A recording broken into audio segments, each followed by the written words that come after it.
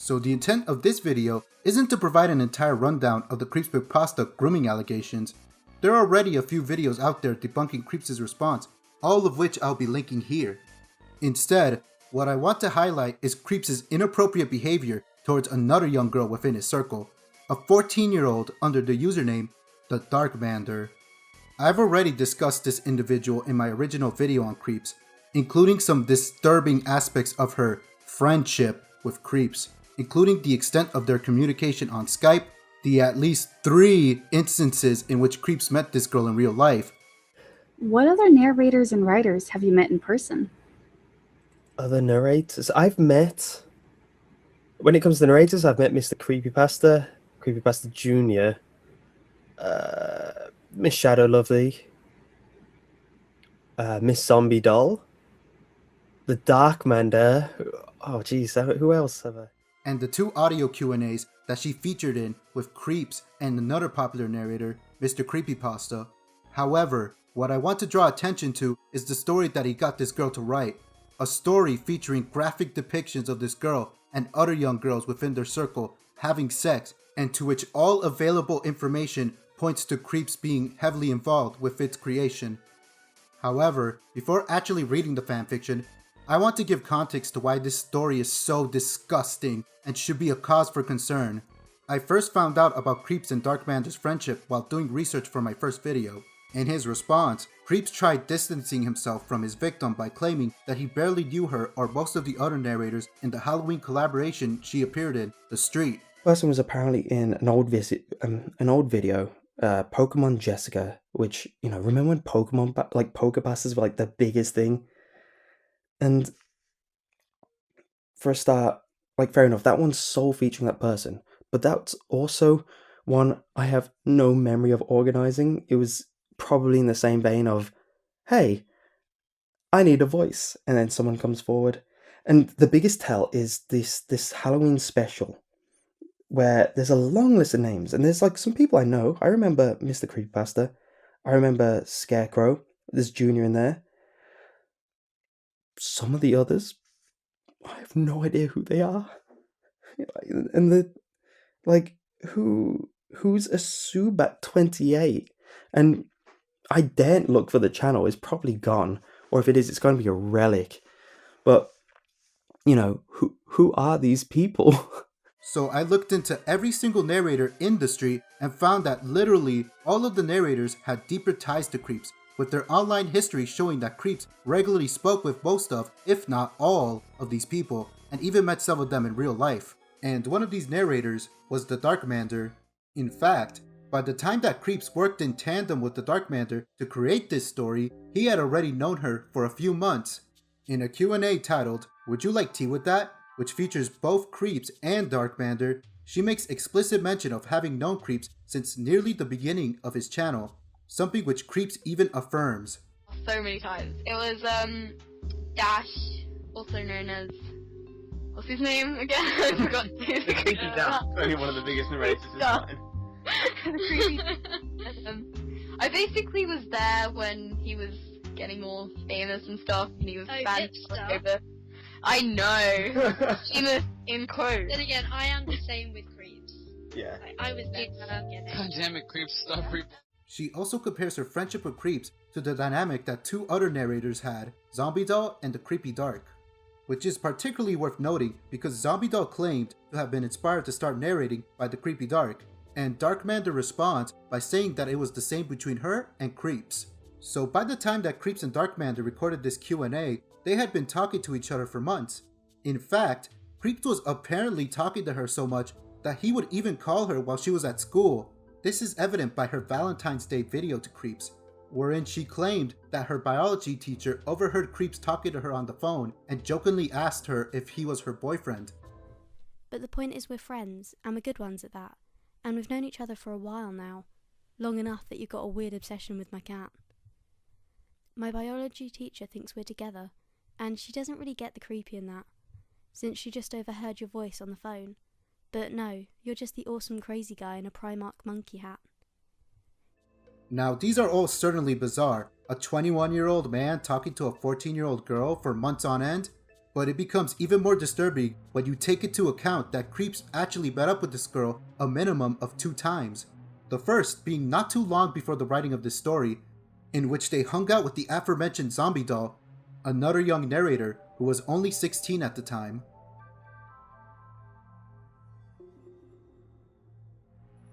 You and do you and CreepsMcPasta date all the time? Yes.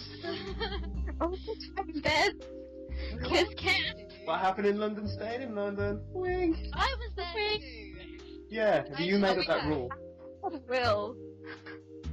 Who cares about Liam and Russell? It was just you're our third Will. Likewise. They were Hey, they were their charm. at that. Next question. Hi, Kim. You do it. Right, so me and Charm and Creeps met up. And we went into London and we had an amazing time. We got henna tattoos and everything. And it was amazing. And oh my god.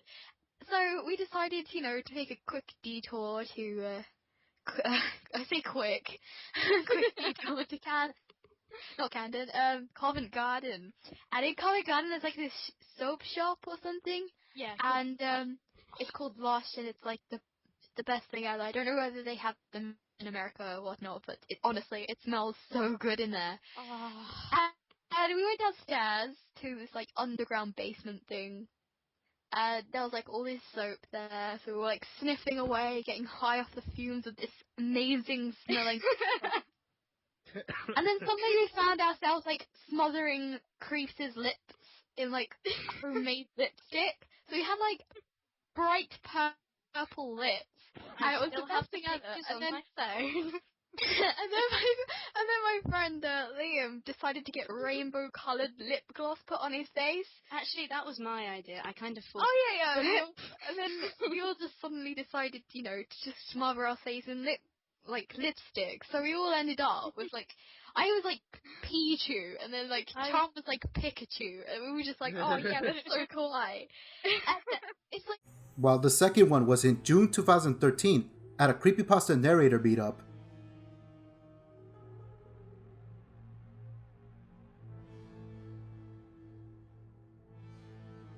In fact, there's even 2 videos of this meetup that are still up on YouTube, showing that Creeps, his brother Matt, and Darkmander were all in attendance.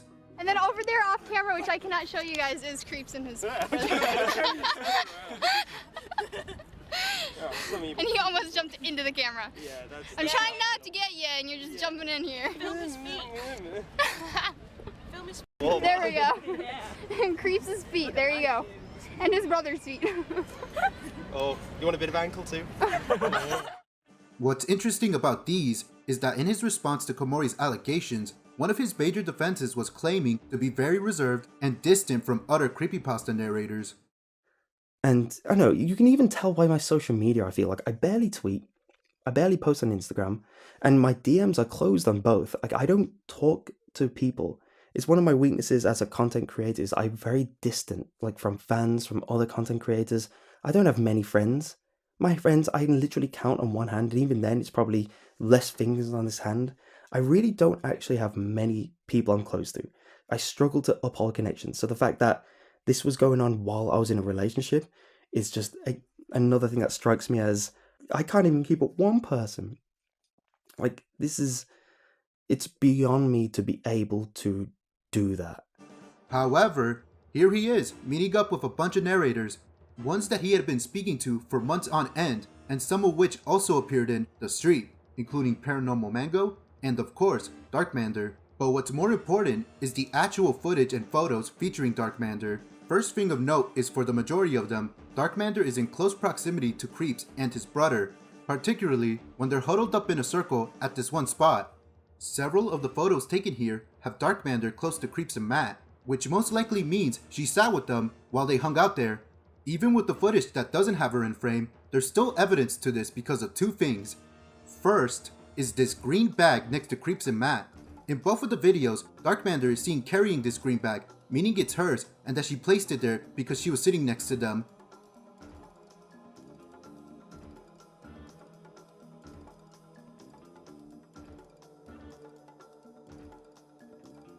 Second, in one of the clips of them sitting down, Matt is shown throwing a hat that belongs to Darkmander.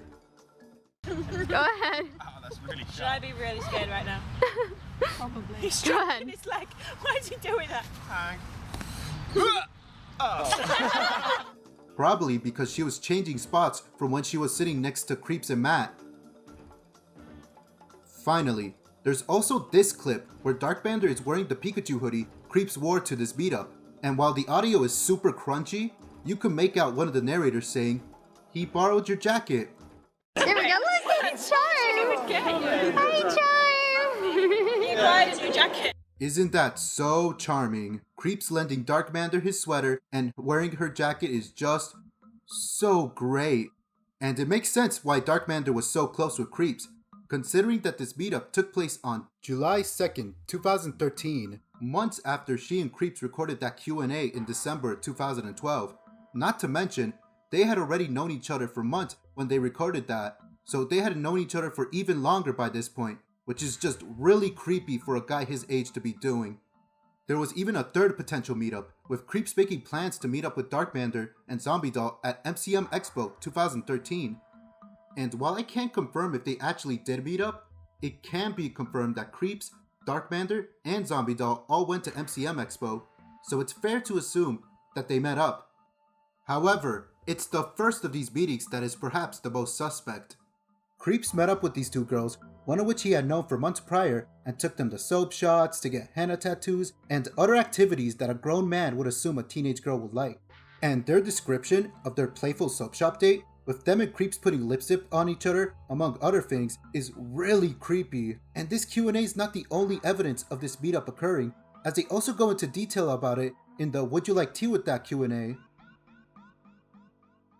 You and do you and CreepsMcPasta date all the time? Yes. All the time, then. Kiss, kiss. What happened in London stayed in London. Wink. I was there too. That "what happens in London stays in London" line from Creeps is very indicative of both Q&As, as Creeps and MCP show no filters around these two girls and are sometimes weirdly flirtatious with them.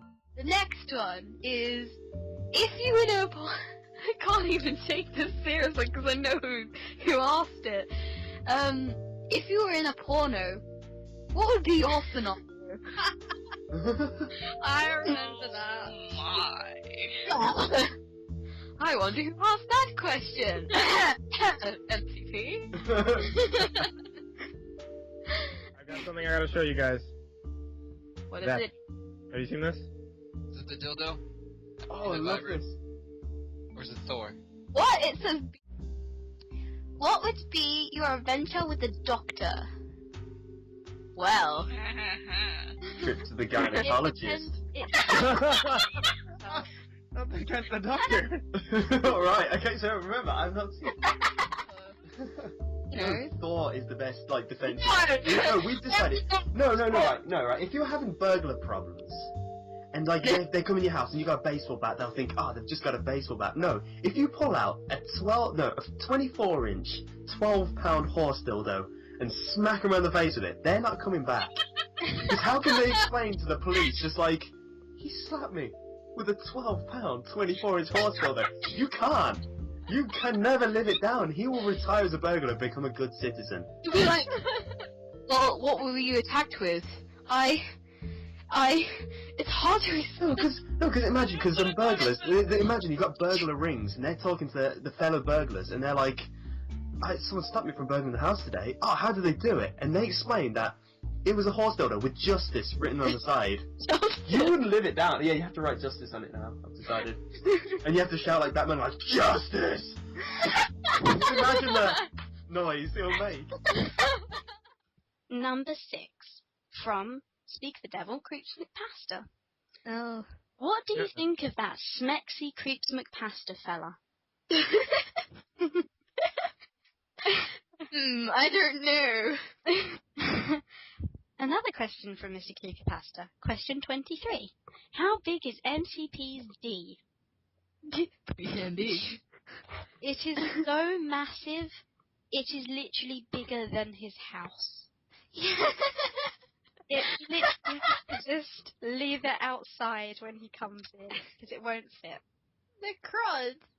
Am I the only one that noticed that he dropped out of the call? Yes. All of this, combined with the frequent Skyping, the real-life meetups between Creeps, Darkmander, and Zombie Doll, and the allegations and evidence presented by the alleged victim, Komori, is why I find what I'm about to read so disturbing. The story is called Can I Pikachu in the Shower? And it was written by Darkmander back in December of 2012. And the story's whole premise is about a handful of creepypasta narrators having sex in a, quote, creepypasta mansion. With that title and premise, you might wonder what I find so disturbing about the story. The reason is that Darkmander wasn't the only one who worked on this. Creeps did as well. And based on both Q&As Darkmander appears in, he had a huge hand in this story and even brainstormed with her about it on Skype. 9. And I'm guessing this is about the fan fiction, Can I Pikachu in the Shower, which I wrote. And he's asking, what is your dirty inspiration? Oh. Dan.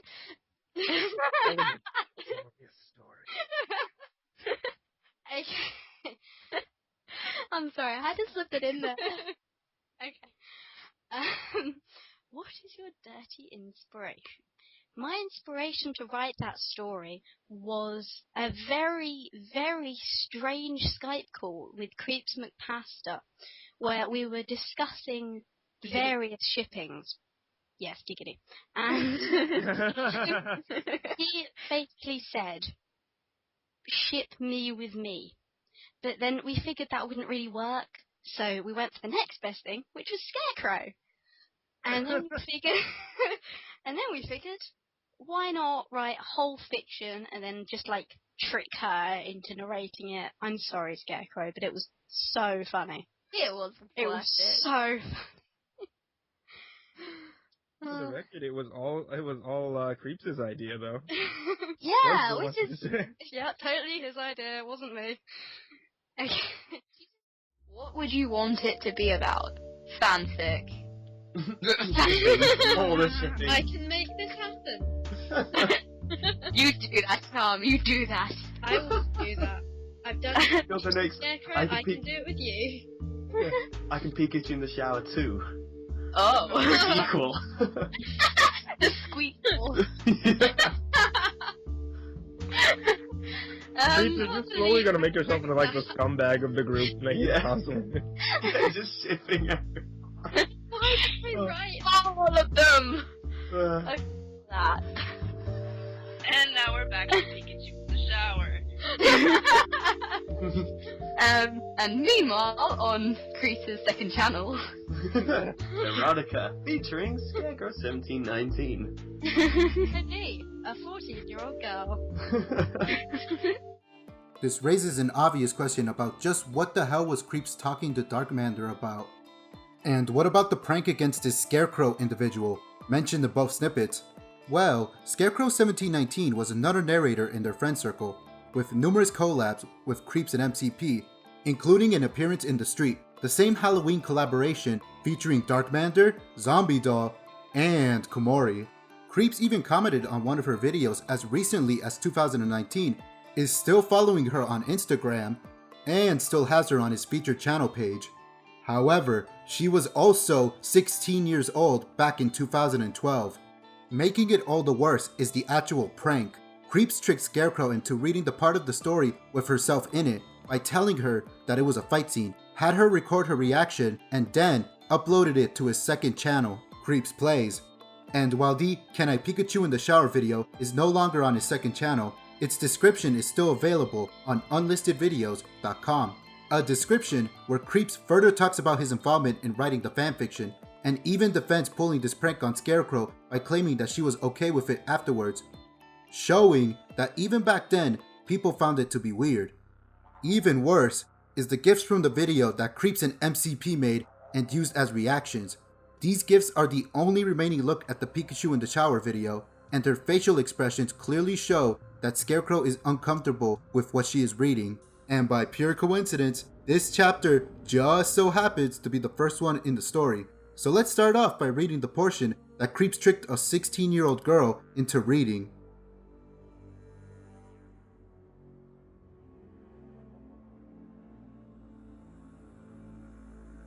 Chapter 1. Can I Pikachu in the Shower? I walk down the hall of our mansion, passing the countless doors to bedrooms. Cobwebs seep out from below one, slime vines. I would have to remind the kids to tidy up their rooms. Reaching the end of the hall, I push on the door to the bathroom. Since it was open, that no doubt means it's empty. Ahead of me, standing in the marble bathtub, is my twin. She runs her hands through crimson hair, water sliding down her body. My eyes take in her sculpted, curved body before I gather my wits and almost fall backwards out of the room, closing the door as quietly as possible. I stand, breathing heavily, but not knowing why. After a few seconds of this, I hurry back to my room, collapsing on the burgundy covers on my bed and crossing my hands behind my head. She was beautiful, too beautiful to be normal. She's my sister. I can't think that way. Thinking about it more makes me feel myself straining against my black trousers, and I unbutton them, freeing myself. Over and over in my mind, I see Scarecrow rubbing her hands through her hair, her delicately shaped body, her tanned skin. I become more and more excited as my imagination runs rampant, and I feel myself coming close to my... When the door swings open, I jump and cover myself, quickly trying to button up my trousers. In the doorway stands Scarecrow. I feel a blush rise on my cheeks as I see her smile mischievously and come to the end of the bed. "What's up?" she asks, winking. "Up to something?" I shake my head, unable to speak for shock.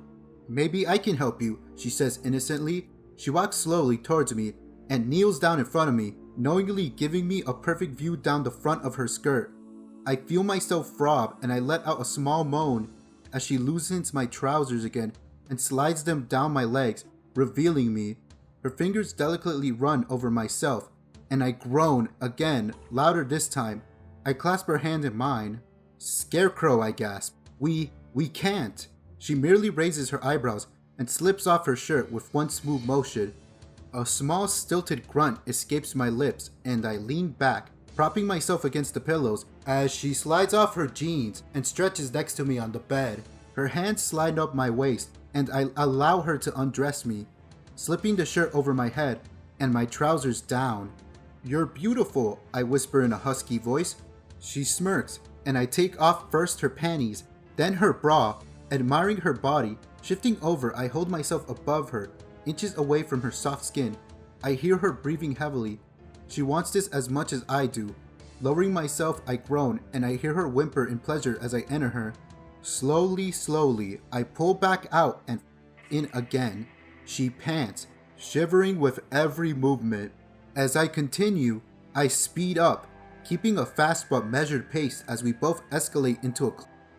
She tightens around me with a moan of pure happiness, of carnal pleasure, and this sends me over the edge, matching her groans. Her back arches, and I grip her body tightly, riding out my... When it finishes, a sigh of relief escapes me, and I pull out, lying next to her for a few minutes while we catch our breath. After about 5 minutes, she rises to her knees and leans over me, one hand on either side of my chest. "We aren't done yet," she purrs in my ear. I feel her hand close around me. Anal. "Nope, you heard that right. Creeps surprised this girl with an incest fanfiction featuring herself. I don't know about you, but that's really fucking weird. When I think of pulling a prank on my friends, that wouldn't exactly be the first thing to come to mind." The guy shows no restraint to exposing young girls to sexual content. And recall how Creeps reacted to this prank and the story in the TQ&A. He tries playing this all off as one big joke, but the story is written in an uncomfortably sensual manner and feels more fetishistic than funny. And that's without even mentioning that it was written by a 14-year-old at his request. With the chapters that are coming up later, it makes one wonder what exactly went on while they brainstormed during those Skype calls. It comes off like Creeps trying to make this girl accustomed to these sexual topics by playing them off as a funny haha joke. Chapter 2. I'll do more than Pikachu. The second chapter focuses on Creeps and MCP, Okay, that seems more in line with the whole joke shipping thing. I'm sure it's gonna be filled with plenty of comedic moments. Oh, nope. It's just more boning.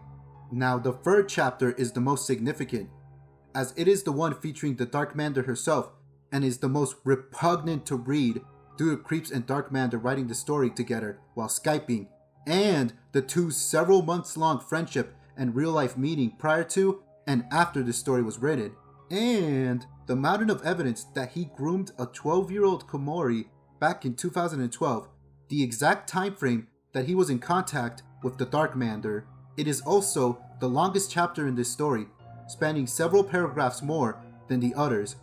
But what's even more jarring about this chapter is that it also features Zombie Doll, who as previously mentioned was 16 at the time, and was also Skyping with and meeting Creeps in real life. Chapter 3, I'll Pikachu Naked. It was a stormy night in the Creepypasta mansion. I walked slowly down the hallway, enjoying the pitter-patter of the rain against the windows. I stopped when I heard odd noises coming from inside Darkmander's room. I paused, turned to the door, and knocked loudly. I heard the noises abruptly stopped, then heard scuffling, and then the door opened with a small creak. Her black dress ruffled, and her hair let down from its usual black bow. "You okay?" I said. She nodded tensely. Staying half behind the door, I noticed her cheeks were flushed and she looked oddly flustered. Stepping forward, I entered her room. It looked the same as it always had, mostly tidy, with plushies in one corner and a doll's house in the other. Against one wall, her bed stood, looking slightly old-fashioned, but in good taste. The blankets were askew, and I noticed something purple poking out from under the sheets. Walking across the room, I get to the bed and am about to pull the sheets back when her hand pulls on my arm. "Stop," she says, but I ignore her and yank them back. Sitting on the bed was a bright purple vibrator. Darkmander went bright red and grabbed the sheets and threw them over it, sitting on top for good measure. "Get out of my room," she cried hotly. I smiled gently. "Mander," I say quietly. She must have heard the calmness in my voice, because she looks up at me hopefully. "It's okay. Don't worry. Although what? The others might not understand like I do." She stares at me, her mouth open. Finally, she finds her voice. "You wouldn't I?" She swallows audibly and rises to her feet. Even standing, she's a full head shorter than me. "What do I have to do to shut you up?" One of my hands links with hers, and the other circles her waist. "I think you know." Leaning down, I catch her mouth in mine in a hard kiss. Her hands come up and encircle my neck, and she goes up on a tiptoe. Not responding, but not pushing me away either. After a few long seconds, we break the kiss and she nips gently at my neck. I groan a little and pull her towards the bed. She follows and I take her by the wrist, pushing her down quickly so she falls back onto the bed. I lean over her, kissing and biting at her neck. She moans in pleasure, squirming a little. My kisses travel up her neck to her mouth again, and we lock into another passion-filled, lusty kiss. My hands travel up her back to the top of her dress and pulls down the zip. I slip it off slowly, pulling it down over her waist and dropping it on the floor. I stare down at her, lying prone under me in nothing but her underwear. My hand travels up her leg, up to her waist, and my thumb hooks in the side of her panties. She pants and arches her back a little, wriggling. I grin and slip her panties down a little, enough to give me access to inside. First one finger, then another slides in, stroking her wet gently. "You're so wet," I mutter seductively. The effect it has is amazing. She writhes under me, crying out involuntarily and biting her lip. "Stay still," I whisper. I remove my fingers and pull down her panties, pulling them off her legs entirely and dropping them on the floor. Next, my hands travel up her smooth, pale skin to the hooks of her bra. Deftly, I unhook it, slipping it off her shoulders quickly. Looking down at her, I feel myself getting hard. She smirks and moves quickly, ending on her knees in front of me. Reaching down, she quickly pulls off my trousers, taking my underwear with them, freeing me. Her fingers run up my and I shudder, groaning deeply. She slides off the bed and kneels in front of me. Her hands tighten a little around my mouth, and she gently takes the tip in her mouth. I stifle a curse and feel every muscle in me tighten. Her tongue runs down all the way to the base and then back up slowly, and I hiss out an expletive, unable to hold it back any longer. She's about to begin again when we hear the door creak open. I jump and try to cover myself instinctively, then register it is Zombie Doll who stands there in the doorway. Her usual mask is missing, and she is dressed in a white bathrobe, evidently ready for bed. "Oh dear," she says, smiling mischievously. "What have I walked in on here?" Her eyes take in my throbbing and Mander's slim body. "Looks like you two need a little assistance." She slips off her bathrobe, allowing it to drop to the ground and revealing she is fully naked. Like Mander, she is paled and her body is curved, sculpted to perfection. Mander rises and crosses to her, locking lips with her and holding her close. Zombie Doll kisses back, sliding her hand into Mander's dark hair. I touch myself briefly, the lesbian scene arousing me even more. "Excuse me, ladies," I say. "Don't you have a job to do?" They come across the room and Zombie Doll kneels in front of me. Mander climbs onto the bed next to me, her hands wrapping around my neck and her lips gently rubbing up my neck to my mouth. We make out lustily until I groan against her lips loudly. "Zombie Doll," I pant. "I'm gonna." "No, you aren't," Mander whispers. Zombie Doll quickly releases me, and I feel myself almost tip over the edge, but manage to pull myself back from the brink. "Fuck," I spit out. I grit my teeth and force myself to stand, grabbing Zombie Doll's arm and throwing her onto the bed. Pinning her down by the shoulders, I chill one finger down her smooth, soft skin over her chest and her stomach. When it makes contact with her, she shudders and struggles underneath me, but I keep her still. I feel Mander slide off the bed next to me and remove my fingers. Suddenly, Zombie Doll cries out, her body bucking. I push down on her shoulders and glance down at Mander, seeing she has her head lowered over Zombie Doll. Zombie Doll moans again, shuddering as she rides out her organ. Mander rises, pushing me back onto the bedsheets. I fall back easily, surprised by her forwardness. Her hands tighten around my member, and her mouth closes around the head, and with short, sharp jerks, brings me plunging over the edge. Pure ecstasy flows through me, and I release in a glorious long orgasm. When I'm done, Mander releases me, falling onto the bed. I turn my head, already in a daze of exhaustion. I put my arm around her, and she turns in towards me, leaning her head on my chest, and we fall asleep within seconds. I wake up with a warm glow in my stomach. Sitting up, I see Zombie Doll on one side of me, and Mander on the other, both sound asleep. I rise as quietly as possible, and head to the bathroom. I splash water on my face, and as I remember what happened the night before, feel myself getting hard. A sound from the hall jolts me out of my reverie. Rainbow is standing in the hallway, leaning up against the wall. Her hand is flat against another one with a chain. The lock is heart-shaped, and I see padding on the insides of the cuffs, bondage equipment. Her eyes travel down, lingering on the obvious bulge in my underwear. "Want some help with that little problem?" So CreepsMcPasta got the 14-year-old that he was talking to for months to write a story featuring very graphic depictions of herself getting caught using a vibrator, having her underwear removed, and so on. It is absolutely unacceptable for a man this age to be doing this to a middle schooler, and really calls his motives into question. All the creepier is the writing style of the story, which is very uncomfortably erotic, with very little in way of humor. In fact, it seems like something more out of an erotic roleplay, which is deeply concerning knowing that Creep Skyped with Dark Mander while they worked on this together, because it paints a horrifying picture.